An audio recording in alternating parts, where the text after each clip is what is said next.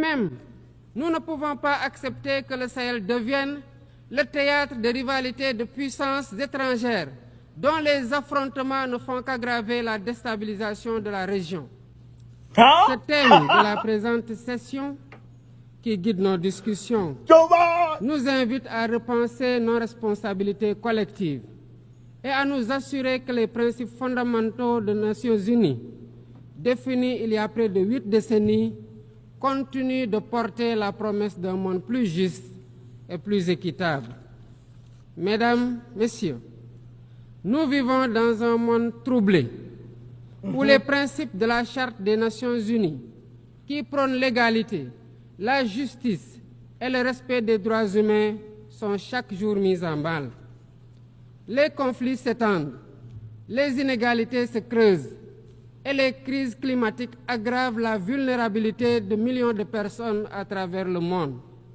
De surcroît, nous assistons à une remise en cause inquiétante du multilatéralisme, à un moment où l'humanité en a le plus besoin. Le monde doit se regarder en face, sans complaisance. Les valeurs que nous avons juré de défendre sont piétinées dans plusieurs régions du globe. Que l'on soit à Gaza, à Tel Aviv, à Dakar ou ailleurs, chaque être humain est porteur de cette égale dignité, une dignité qui transcende les frontières, les cultures et les appartenances religieuses. C'est notre devoir à tous de veiller à ce que cette dignité soit protégée et respectée pour chaque être humain, sans exception. Ce devoir est l'essence même des Nations Unies. Pourtant, nous constatons chaque jour que le droit international, ciment de la paix mondiale, est souvent violé. Des résolutions adoptées par cette Assemblée sont ignorées. En tolérant ces violences répétées, nous foulons aux pieds les principes de la Charte des Nations Unies et sapons les fondements même de cette maison de la paix. Jamais les fondements des Nations Unies n'ont autant vacillé qu'en ces temps de violence et de peur et d'incertitude. Si nous voulons éloigner le spectre de la guerre et œuvrer à l'avènement d'un monde meilleur, alors il est temps de changer les paradigmes. Il est temps de remettre l'humain au centre de l'agenda international, comme nous y invite le thème de cette session. Monsieur le Président, Mesdames, Messieurs, nous ne voulons plus fermer les yeux sur la tragédie qui se déroule dans le Sahel. Des groupes terroristes sèment la terreur, pillent, tuent les populations civiles innocentes. Cette région, autrefois stable, est désormais en proie à une violence quotidienne, tandis que les Nations Unies, particulièrement le Conseil de sécurité, restent trop souvent inertes. De même, nous ne pouvons pas accepter que le Sahel devienne le théâtre de rivalités de puissances étrangères dont les affrontements ne font qu'aggraver la déstabilisation de la région. Je dois rappeler ici que la paix et la sécurité de l'Afrique sont indissociables de la paix mondiale. Il est impératif que le Conseil de sécurité remplisse pleinement son rôle de garant de la stabilité internationale. J'exprime à nouveau la préoccupation du Sénégal face à la situation tragique qui perdure en Palestine. Des générations entières y ont grandi sous l'ombre de l'oppression, privées de leur droit fondamental à un État viable. Le Sénégal, en tant que président du Comité pour l'exercice des droits inaliénables du peuple palestinien, appelle à un cessez-le-feu immédiat et durable. Nous réitérons notre soutien à la solution des deux États, avec Jérusalem-Est comme capitale de la Palestine, conformément aux résolutions pertinentes des Nations Unies. Cette guerre qui n'épargne ni femmes, ni enfants, ni infrastructures vitales est une plaie ouverte sur la conscience internationale. Il est impératif que le droit international humanitaire soit rétabli dans toutes les zones de conflit et que les Nations Unies jouent pleinement leur rôle de médiateur et de garant de la paix. Mesdames et Messieurs, La paix n'est pas seulement l'absence de guerre. La paix, c'est aussi la possibilité pour chaque être humain de vivre dans la dignité, de se nourrir, de se loger, de s'éduquer et de recevoir des soins. Or, aujourd'hui, plus de 750 millions de personnes ne mangent pas à leur faim et des millions basculent chaque jour dans l'extrême pauvreté. Ces chiffres éloignent de plus en plus le monde des objectifs de développement durable fixés pour 2030. Nous ne pouvons plus accepter que les mécanismes de gouvernance mondiale continuent de reproduire ces inégalités. Il est alors temps de rompre avec la logique du chacun pour soi et de bâtir un nouveau contrat social global fondé sur la solidarité et la coopération. Ce contrat doit inclure des réformes majeures pour s'attaquer aux défis politiques, économiques, environnementaux de notre époque. Premièrement, il est impératif de sauvegarder et de renforcer le multilatéralisme comme cadre unique d'action pour la paix et la sécurité internationale. Cela passe par une réforme urgente des institutions mondiales, notamment le Conseil de sécurité, le FMI, la Banque mondiale, afin qu'elles soient plus inclusives et qu'elles reflètent les réalités géopolitiques et économiques actuelles. Le continent africain, en particulier, doit avoir une place plus importante dans ces instances de décision. Deuxièmement, il est temps de corriger les injustices économiques qui freinent le développement de nombreux pays du Sud. Le commerce illégal, l'évasion fiscale, les flux financiers illicites et les congés fiscaux abusifs ruinent les pays en développement, notamment en Afrique. Ces injustices doivent être corrigées pour permettre à tous les pays de participer pleinement au commerce mondial et de bénéficier de la croissance économique. Troisièmement, il est essentiel de garantir avec détermination et d'agir avec détermination contre le réchauffement climatique en respectant le principe de responsabilité commune mais différenciée.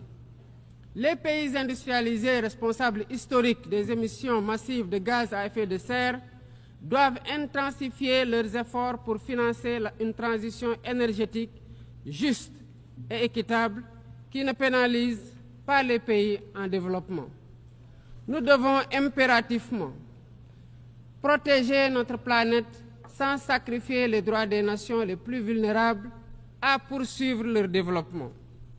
Quatrièmement, il est nécessaire de rompre avec toute tentative d'imposer des normes civilisationnelles unilatérales. Depuis son indépendance, le Sénégal a toujours défendu l'égale dignité des cultures et des civilisations. Et cette diversité doit continuer à être la base de la coexistence pacifique entre les peuples. Aucune nation ne devrait imposer aux autres ses pratiques ou ses valeurs comme normes universelles. Le respect des différences est le fondement de la stabilité et de la paix dans le monde. Mesdames et messieurs, le Sénégal est fermement engagé dans cette voie. Nous avons choisi de bâtir un État résolument tourné vers le développement durable avec des initiatives ambitieuses dans des domaines tels que les énergies propres, la souveraineté alimentaire et la gouvernance transparente. Mais nous savons que pour réussir, nous avons besoin de l'action collective et de la solidarité internationale. Aucun pays, aussi puissant soit-il, ne peut relever seuls les défis qui menacent l'humanité. Il nous faut donc agir ensemble, unis dans la diversité, pour construire un avenir où la dignité humaine est respectée, où la justice prévaut et où la prospérité est partagée. C'est par la coopération et le respect mutuel. Hein? Camarade, non, ben là, il finit, c'est puis je vous remercie. Hein? C'est Joe Wi-Fi qui parle comme ça, hein?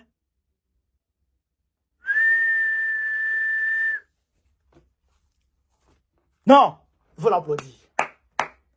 Il faut l'applaudir. Tiens! Non. Là, ce qu'il a parlé là, c'est fort. C'est fort. C'est fort, c'est fort, c'est fort, c'est fort, c'est fort. Tiens!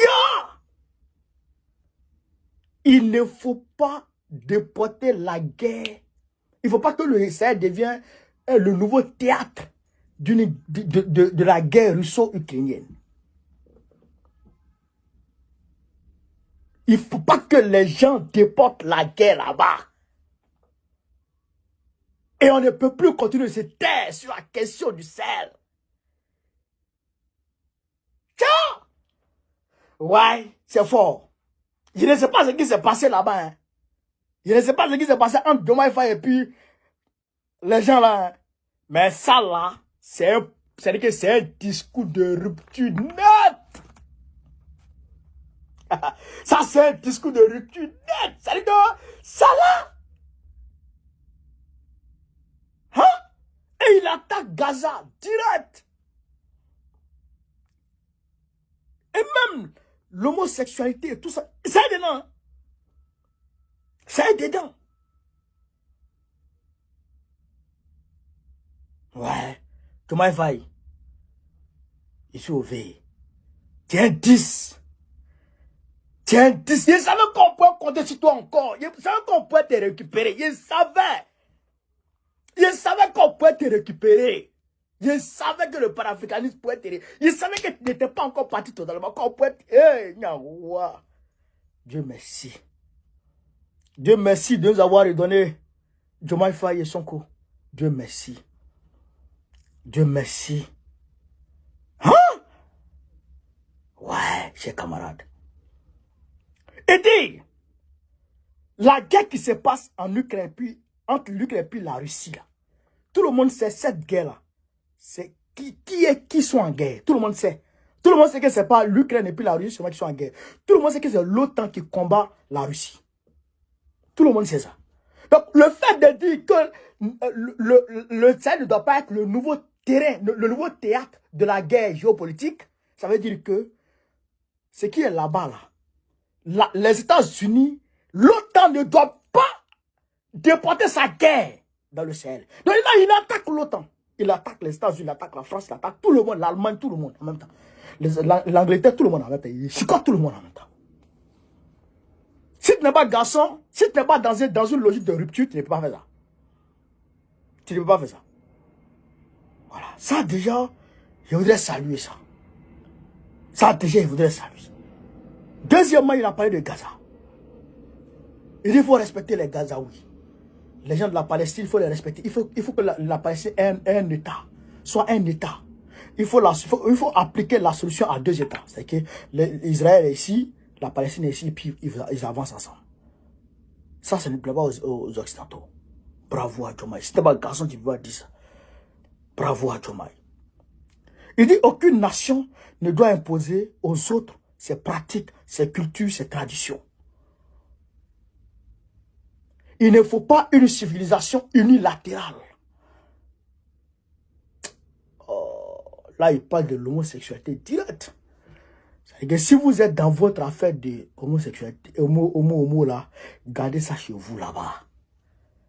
Nous là, ne nous emmenez pas ça. Et puis vous ne pouvez pas nous imposer pour vous. Ça veut dire que ce qui se passe en Côte d'Ivoire là, ils ont tenté de raviver ça au niveau du Sénégal. Et il a dit non, dans le noir. Donc il vient dire ça. Je salue Diomaye Faye. Je le salue. Je le salue, je le salue, je le salue. Ouais, c'est fort. C'est fort, c'est fort, c'est fort. Et il a parlé de l'échauffement climatique. L'échauffement climatique, il dit, ceux qui sont les puissances industrielles là, c'est eux qui fournissent l'Afrique pollue à 4%. Toute l'Afrique, le continent africain pollue à 4%.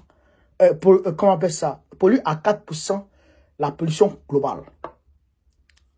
Mais les puissances industrielles polluent à 96%.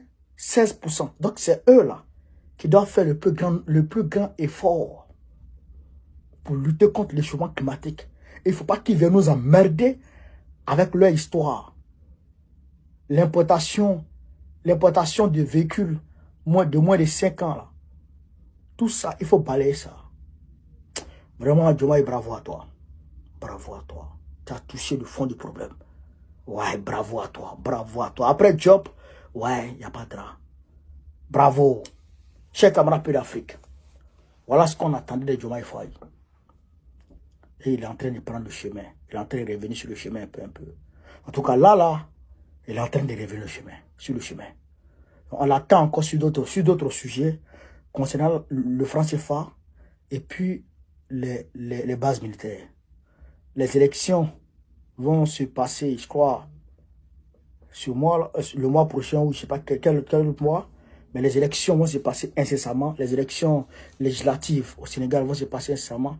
Et donc, je pense qu'il aura la majorité. S'il a la majorité, on va voir comment il va diriger le pays. Donc, on attend les bases militaires françaises, le franc CFA, et puis la rupture totale avec les contrats lyonnais. Chers camarades peu d'Afrique, partagez au maximum la vidéo. Il faut que cette vidéo fasse le tour du monde. Voilà. Sur ce, vive l'Afrique libre, vive le panafricanisme, vive tous les présidents panafricains. Babo président du Coran 2025, Inch'Allah. Partagez la vidéo, chers camarades.